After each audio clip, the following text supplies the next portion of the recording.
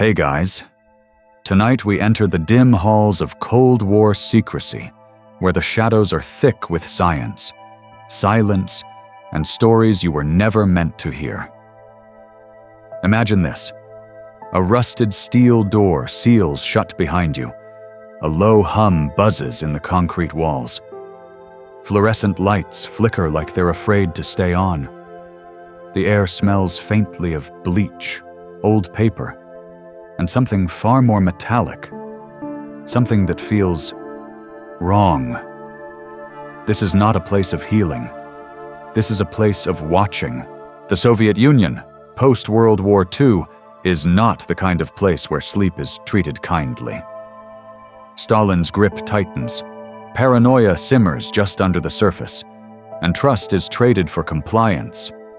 And somewhere in the maze of underground labs and repurposed war hospitals, a curious belief begins to stir. What if sleep isn't essential?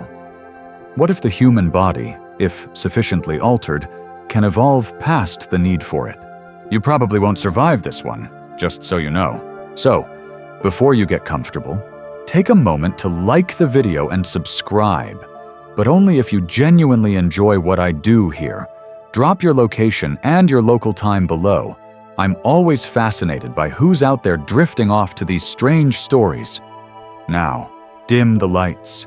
Maybe turn on a fan for that soft background hum, and let's ease into tonight's journey together. The story begins in 1947, in a corner of Russia that never makes it onto maps. You walk down a long, echoing hallway, your footsteps muffled by dust and secrecy. The walls are concrete, undecorated, almost hostile in their utility. But it's not the bleakness that makes your skin crawl.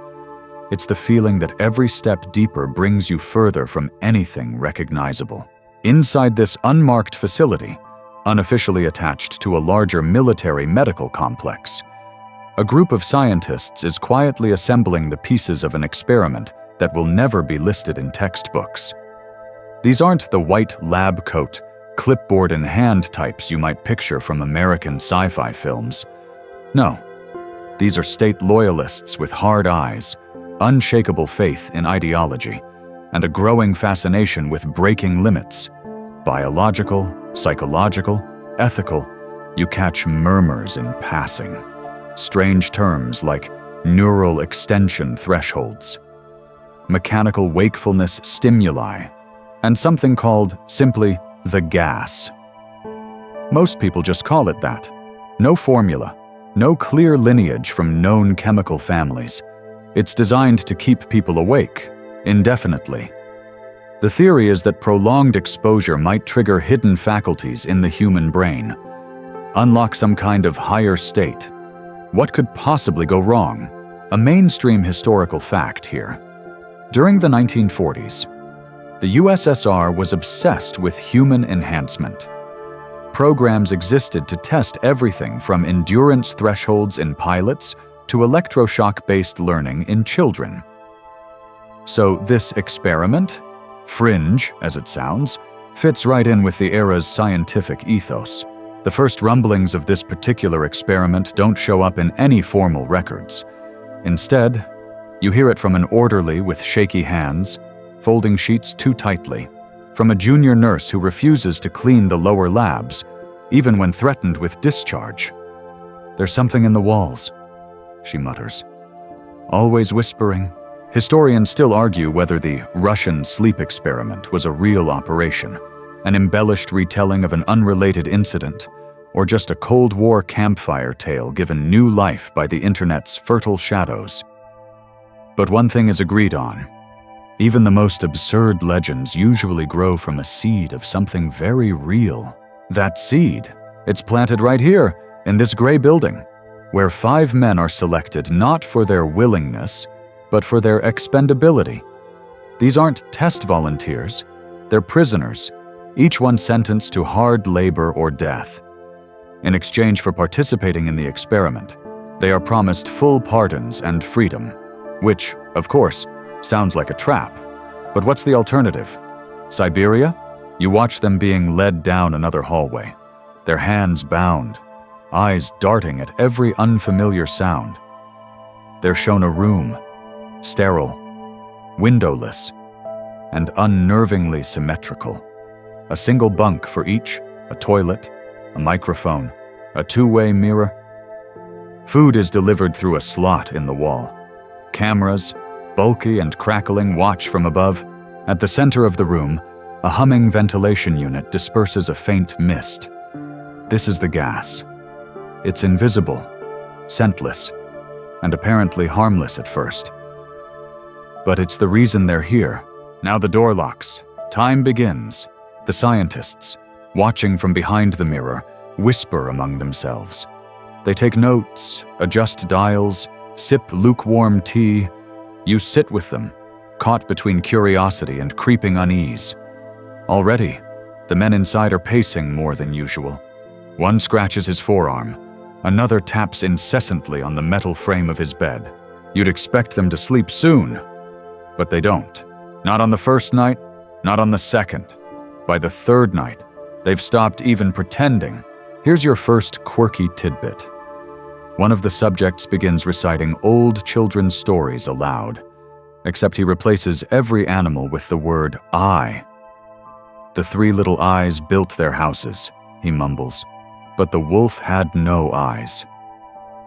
No one corrects him.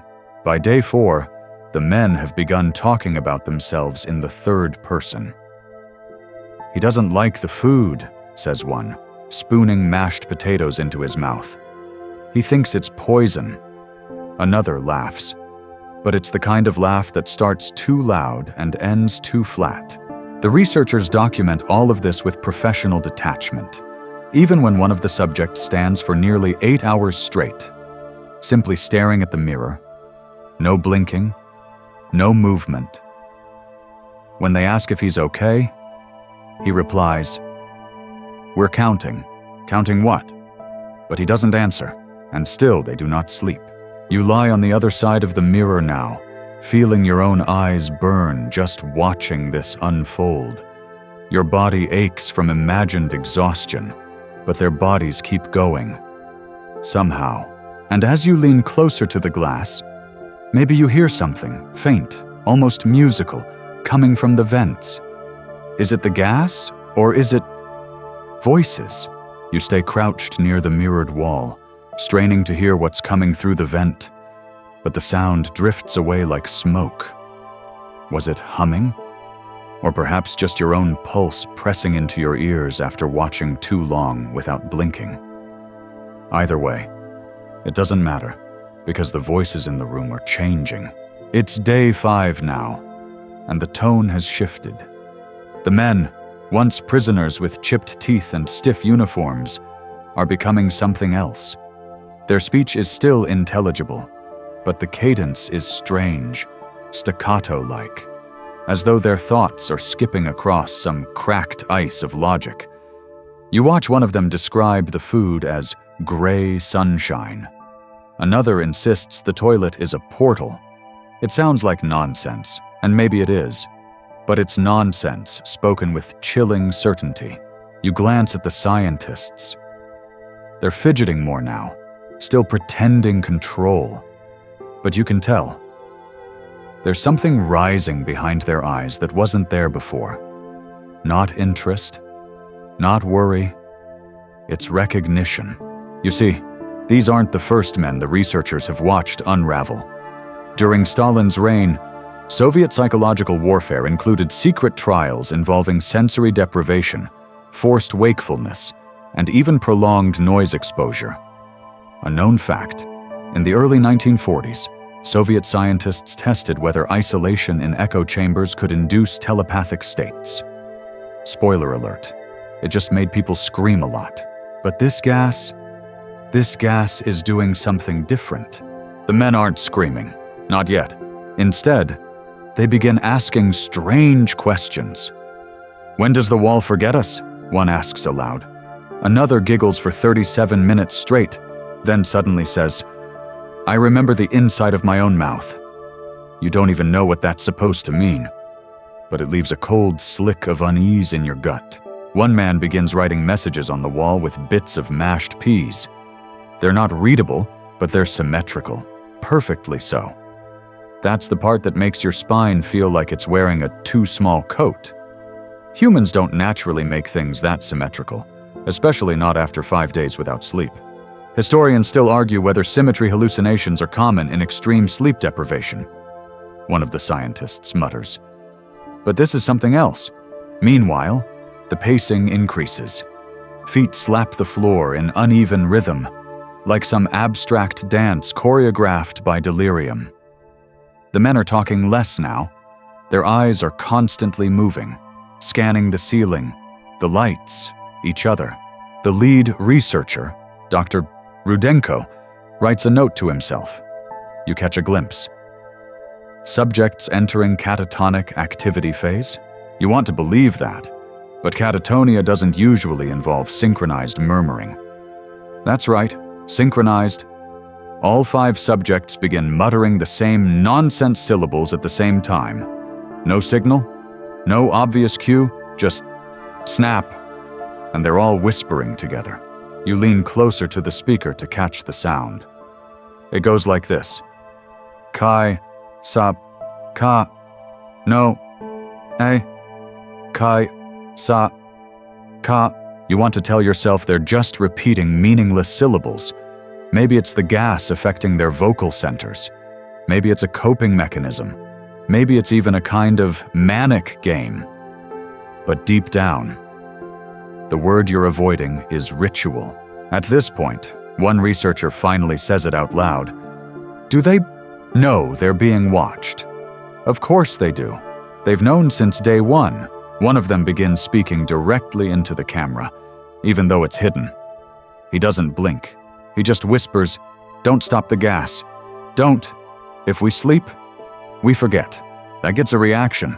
You see Dr. Rudenko stiffen. He confers with his assistant, then scratches a note on a clipboard. Group delusion escalating. Initiate internal pulse scan at 1800 hours. You catch that term again. Internal pulse scan. The Soviets were infamous for pushing neurological boundaries. One declassified project involved creating artificial dream state recordings through invasive electrical monitoring. It never worked, or so they say. Back in the chamber, one of the subjects has removed all his clothes, not with aggression, but like someone shedding an old skin.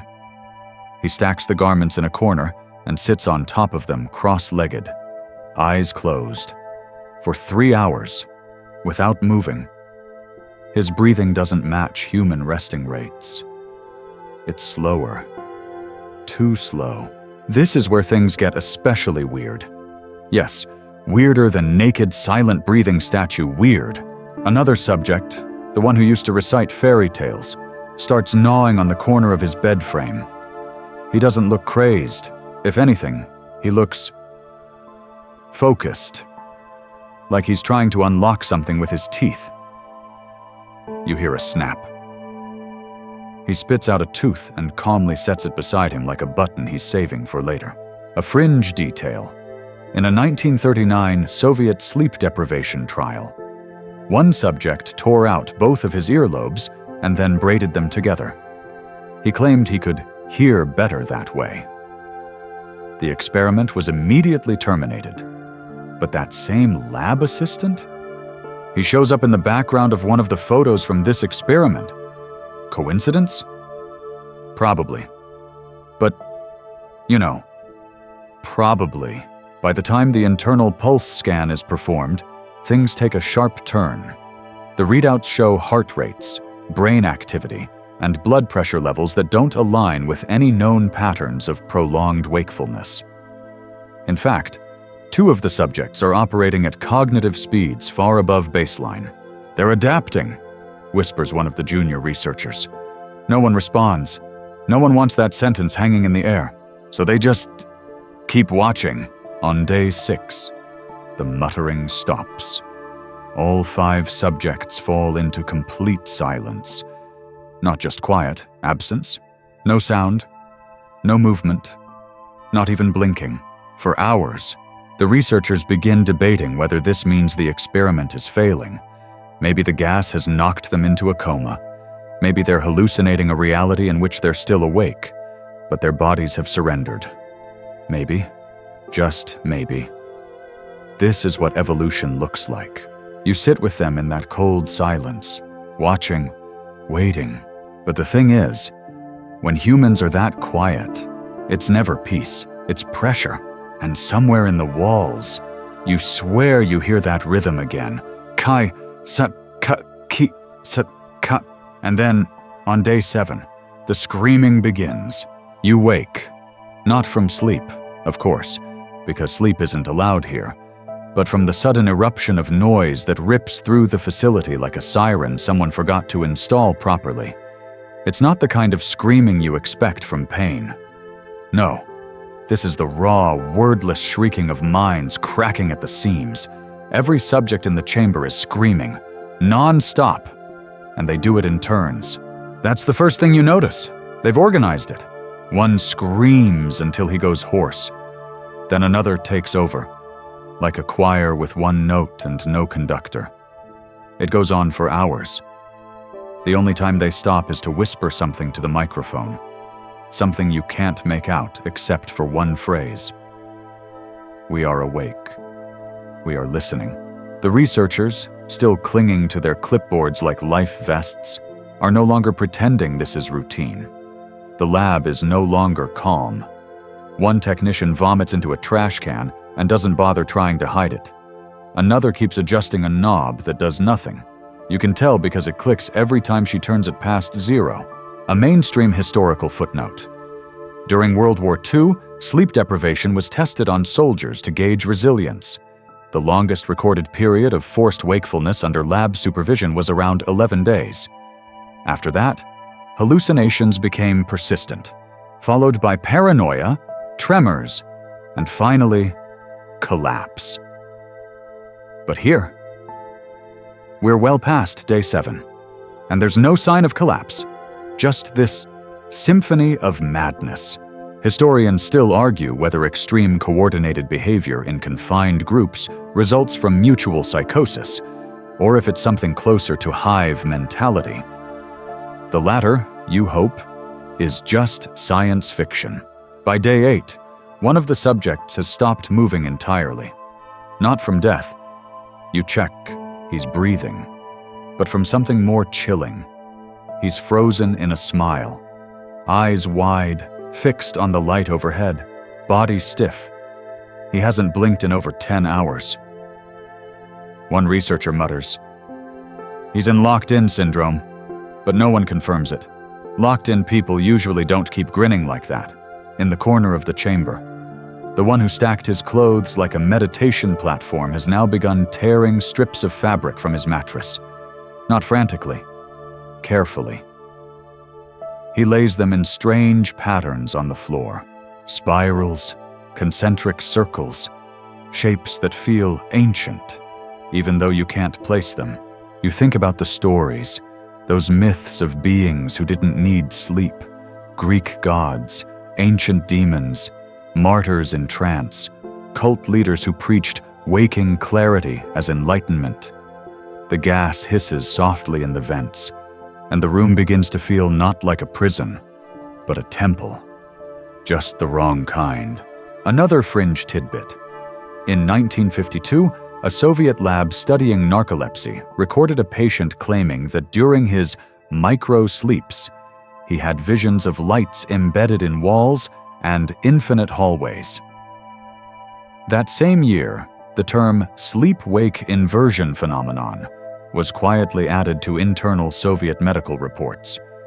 You're not saying there's a connection, but let's just say the patient's file was sealed the same month this experiment was halted. If it was halted on the morning of day 9, though morning means nothing down here, an alarm sounds. Not for the chamber, for the researchers. The oxygen levels have dropped in the observation room. Everyone scrambles, assuming a leak. But the seals are fine. It takes someone 30 minutes to notice that the drop is being caused by something inside the test chamber. The men are consuming more oxygen than should be possible. Much more. They aren't sleeping, but they're not resting either. Their bodies are metabolizing at frightening speeds. Their pulses are elevated but steady. It's as if their systems are burning through fuel, but not for movement, for mental activity. "They're thinking," someone says, "but not like us. Not anymore." Suddenly, the screams stop. All 5 men freeze. Not one breath, not one blink. Just silence. You lean in again, the way you shouldn't by now, and you hear something. Scratching, faint, repetitive, rhythmic. Not frantic, not animal. One of the men is carving symbols into the wall with his fingernails.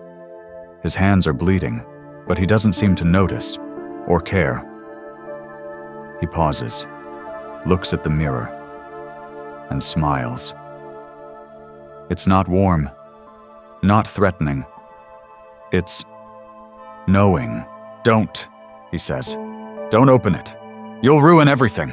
No one said anything about opening the door, not out loud. The chamber's microphone cuts out that night. Static fills the speakers. The camera feed blurs every few minutes, as if the lenses are fogging from inside. When it clears, things have shifted. Someone's standing where no one stood before. Items have moved.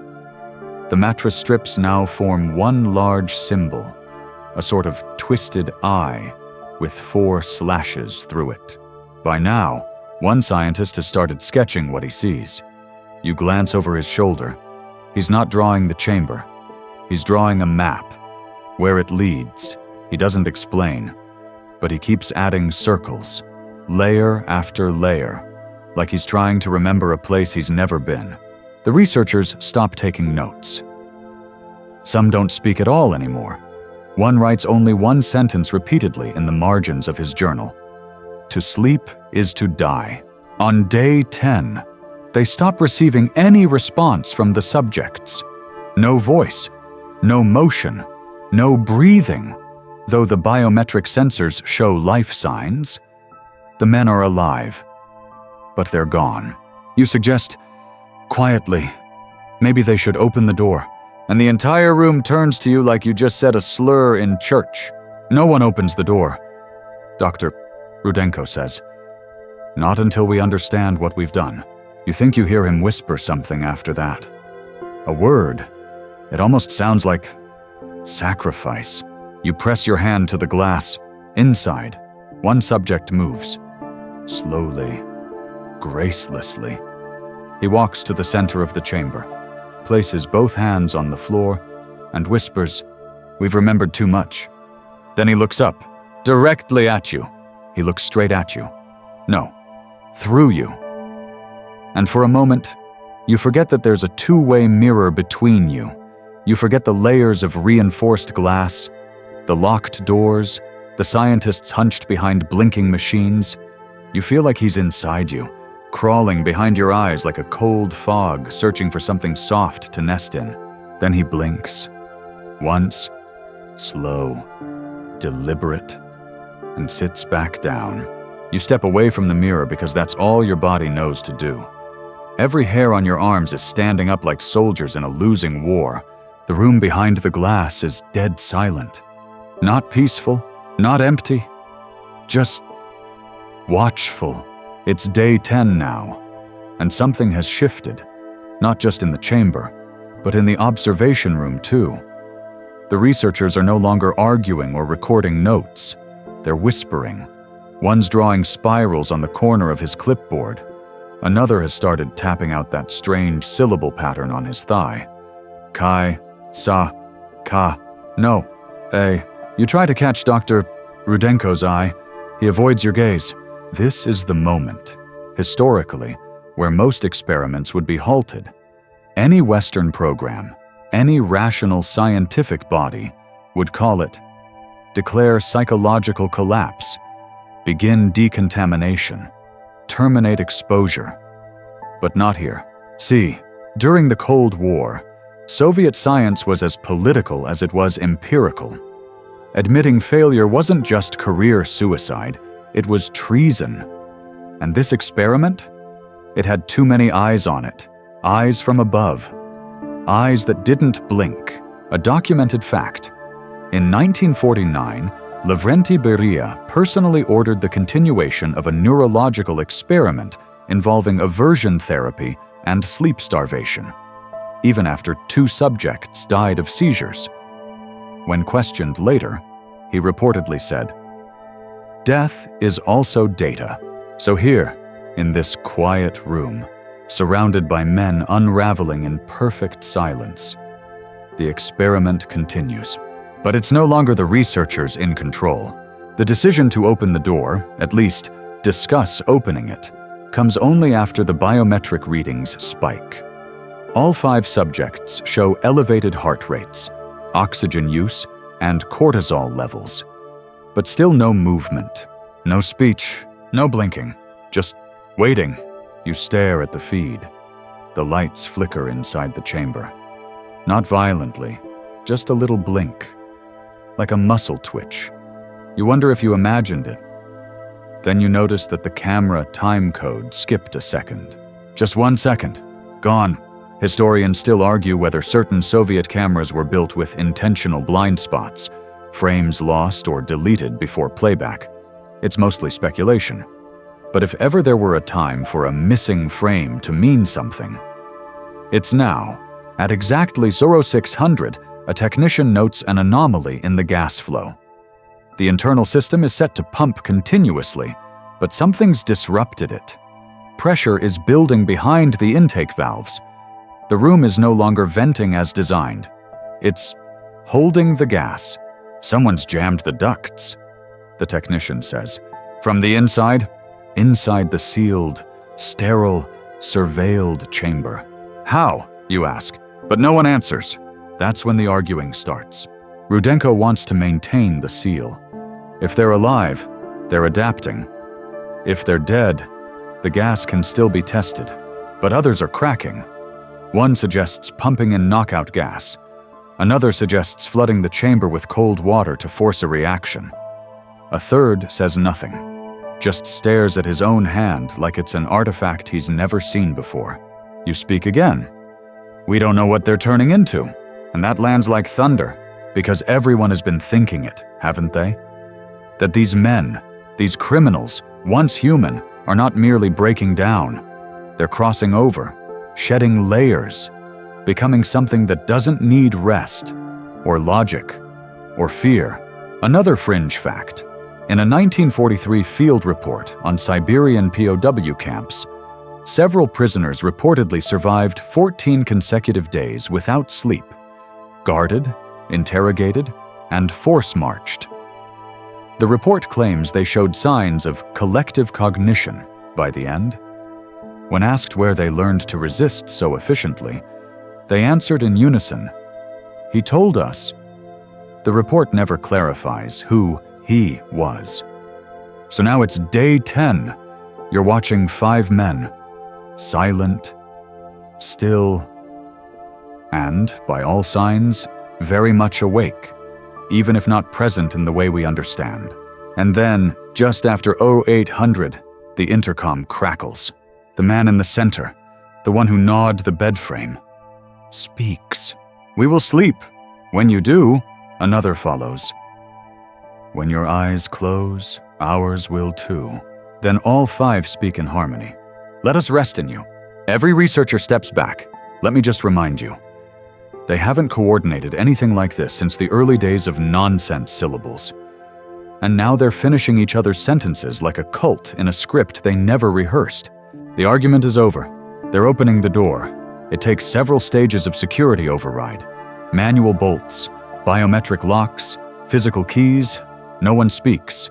You just hear metal groan and gears grind, the hiss of decompression, the last pump of the gas. The final lock clicks, and slowly, deliberately, the heavy steel door slides open. The stench hits first. Not of rot, of something ancient, like wet stone, old copper, dust from a tomb no one remembers burying. The light inside the chamber is dim, too dim. The overhead fluorescents have been scratched over with something dark. Charcoal? Blood? You can't tell. The room is rearranged. Every piece of bedding torn, braided, shaped into runes. The toilet is stuffed with fabric.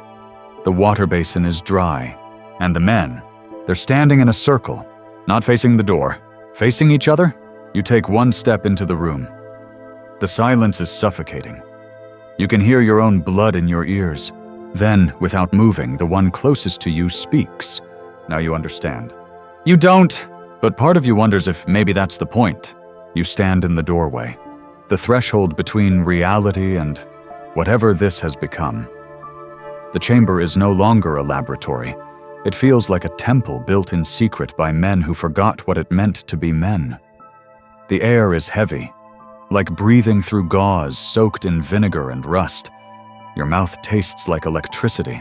The 5 subjects remain in their circle, backs slightly hunched, eyes closed. They're muttering something again. But this time it's not the chant you heard before. It's quieter, deeper, like the murmur of an underground river, speaking in a language that predates words. And they are changed, not just in posture or expression, but in shape. Bones that once jutted sharply now seem recessed, pulled inward as if their skeletons are folding in on themselves. Skin hangs oddly, discolored in places with purples and grays like bruises painted in patterns. One of them has hands covered in script, scratched, not tattooed, carved with fingernails, with the compulsive precision of someone possessed. The researchers freeze just behind you. No one dares step inside. You can hear one of them whisper, "Is this what not sleeping does?" The reply comes from a place that isn't the room. "No," says the central figure. "It's what remembering does." Mainstream history often glosses over Soviet experimentation involving altered consciousness. But in 1950, the USSR held a closed-door conference titled "The Threshold Between Wake and Dream, a Psychological Weapon." The transcripts are heavily redacted, but fragments reference something called Project Watcher. Some believe this experiment was a continuation of it. Some believe it never ended. Historians still argue whether the so-called Watcher papers, unverified documents smuggled to the West in the 70s, were real. They describe collective dream states sustained without sleep. They mention names that match those of 3 researchers from this very project. But that's the problem, isn't it? Names start to blur, identities start to bend. Even now, the scientists around you are fraying. One murmurs, "He looks like my brother." Another tries to speak, but only manages to mumble the word home through clenched teeth. Their faces are pale, not just from fear, but fatigue. And that's when it hits you. You haven't slept either, not properly, not since the gas started. Not since the screams. You've dozed, nodded off, but never truly drifted, because some part of you, like them, is staying awake, watching, listening. The subjects begin to shift in unison now. One raises a hand, slowly, deliberately, as if resisting a great weight. His finger points to the wall. You follow his gaze. Etched there, in looping marks and smeared blood, are 5 symbols. You don't recognize them, but they feel familiar. Your stomach clenches in a way you can't explain. "These," the man says, "are doors." Another opens his eyes, solid black, not from pupil dilation, but from absence. His voice is cracked but calm. "Each of us opened one. You've opened yours, too. The room behind you is empty. You don't remember hearing the researchers leave, but they're gone." You glance down. Your hands are trembling, not from fear, from resonance, like they've touched something they weren't meant to touch. And then, you smell something sharp. Not the gas, ammonia, blood, something coppery and immediate. You spin back toward the chamber and see that one of the men has collapsed. Or maybe he's kneeling. It's hard to tell with his head bowed like that. His breathing is shallow. His fingers twitch rhythmically against the floor. Tap, tap, tap. The others begin circling him. Slowly, like planets caught in some inevitable orbit. Their chanting grows louder. You want to step back? But you can't, because you realize your foot is inside the chamber now. When did that happen? The door is behind you. But your body won't turn. You're rooted in place, your muscles ignoring commands like a dream where you're screaming underwater. You feel heavy. No. Anchored. The man on the floor speaks without lifting his head. You're the sixth. Sixth? The number's wrong. There were only 5 test subjects. Right? Right? But the room seems smaller now. Or maybe it's just more crowded. Someone is breathing at your shoulder. You whip your head around, nothing. But when you look forward again, all 5 men are staring at you. No longer whispering. No longer circling. Waiting. This is the moment when your logical brain screams for action. Yell, flee, do something. But the deeper part of your mind, the part shaped by long-forgotten instincts, tells you to stand still, to stay quiet, to not break the ritual. Because whatever they are now, whatever you're becoming, it needs to happen slowly, or not at all. Another fringe detail, though many call it folklore, ancient Slavic texts mention a sentry sleep, a cursed half-dream condition bestowed by forest spirits. Victims would remain awake for weeks, speaking only in riddles until they remembered the world before words. Most accounts end with the afflicted walking into the woods and never returning. Sometimes trees grew where they stood. Sometimes nothing did. In the chamber, the central figure raises a hand. He holds up a shard of glass. You don't know where it came from. There's no sign of a break. The mirror behind you is still whole. He offers it to you, not threateningly, like it's a gift. You don't reach for it, but your hand moves anyway. Your fingers wrap around the shard. The moment it touches your skin, something behind your eyes, something hidden deep, shudders awake. And now you're remembering, too. The glass shard in your hand is warm, not from body heat, from memory. It hums, faintly, an inaudible frequency that vibrates deep in your bones. You know this feeling. You've felt it before in dreams you couldn't describe, in the moments just before waking, when your mind scrambles to stitch itself back into the fabric of reality. But this isn't a dream. Not anymore. The circle of men remains still, though their mouths are moving, whispering that guttural non-language that scrapes at the edge of comprehension. One word floats up from the rest. You hear it clearly. Home. Your fingers tighten around the shard. For a second, your vision shifts.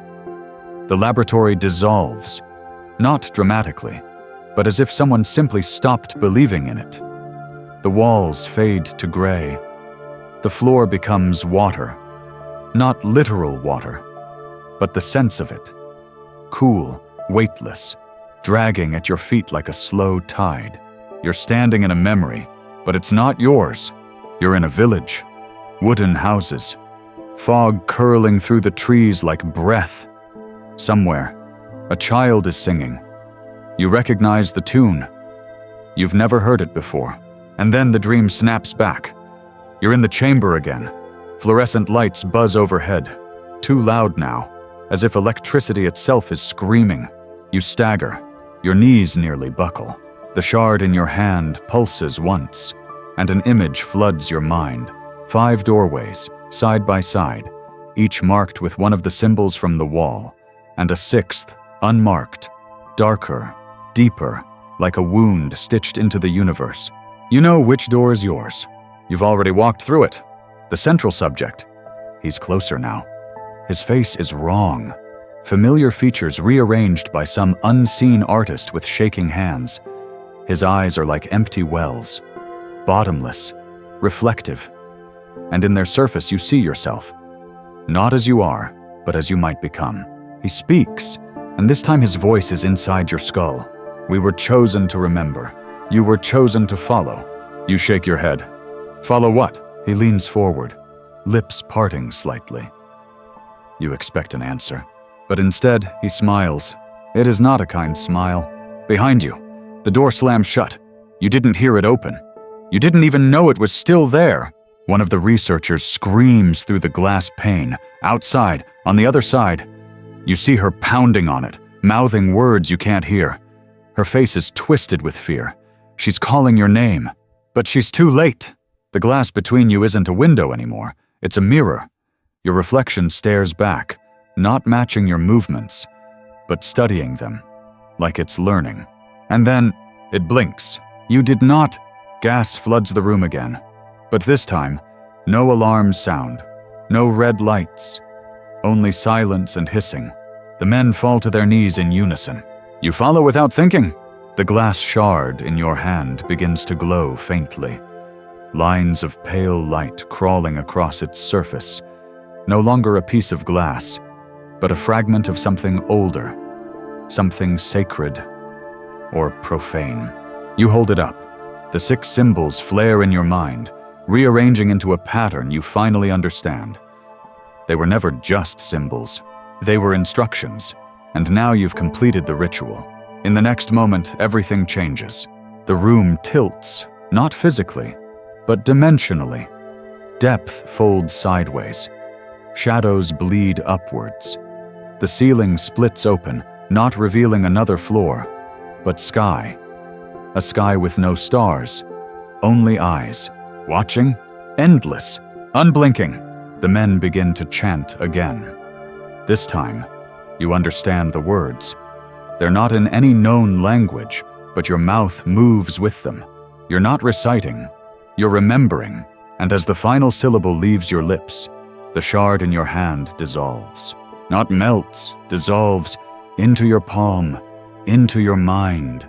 You feel it settle inside your skull, like a key sliding into the lock of a forgotten door. And the door opens. You fall forward, but you never hit the floor, because there is no floor anymore. Only memory, only sleep, only awake. Oh, an odd.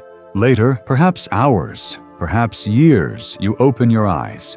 You're back in the chamber. The room is empty. The 5 men are gone. The mirrors are just mirrors now. You are alone, except you hear the whispers. Not from outside, from within. They're telling you things, not secrets, reminders. Because now you remember. You remember the gas. You remember the doors. You remember the dream that isn't a dream. And above all else, you remember your purpose. Not to report, not to warn, but to wait, because the others are coming. And they will need a guide, just as you had one. Sleep well, dreamer, or rather, don't.